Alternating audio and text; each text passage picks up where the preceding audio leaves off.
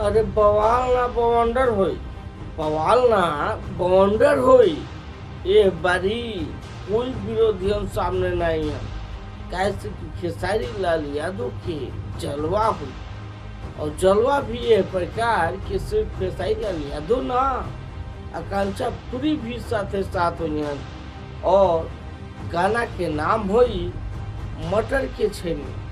बहुत ही खूबसूरत हुई। कल ही सुबह सुबह 6:30 बेस्ट भोजपुरी चैनल से लावल जाता। टीजर तो देखिए ले लो हुई बजा का खूबसूरत बा का बवाल बा। एक बारे में ज्यादा बताए की जरूरत ना है, उन सभी लोग देख चुकले होगा।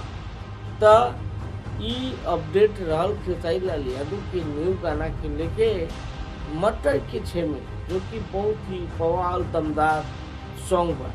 ऐसे आप सभी लोग कितना ये गाना पे नजर गड़ीले बानी, और ये गाना के कितना ज़्यादा 1 घंटा में व्यू पहुँचाए के प्रयास रही के सारी फैंस लोगन के ई कमेंट बॉक्स में जरूर बताइए। ऐसे ये गाना बहुत ही बेहतरीन होगा और बहुत ही खत्म खास होगा, क्योंकि एंगल म्यूजिक के मालिक द्वारा, जो कि एंगल म्यूजिक का ही कहीं ना कहीं पार्ट 2 बेस्ट भोजपुरी है, उस पे लाया जा रहा है रमेश कुमार के प्रस्तुति द्वारा ये सॉन्ग।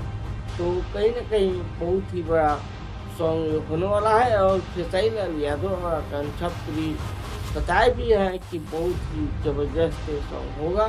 तो आप लोग दमदमा के दम गाना को सुनिए और एंजॉय कीजिए। और टीजर आप लोगों को कैसा लगा आप ये भी बताएं। ऐसे कल सुबह जब ये गाना आएगा तो उसके पर मैं वीडियो बनाऊंगा, रिव्यू दूंगा कि कैसा लगा गाना और कितना खास है, कितना बेहतरीन है। ये कल के वीडियो में आप सभी लोगों को देखने को मिलेगा। ऐसे आप लोग न्यू मेरे साथ जुड़े हैं तो चैनल सब्सक्राइब जरूर करें। मिलता हूँ फिर से किसी ऐसे वीडियो के साथ, तब तक के लिए धन्यवाद।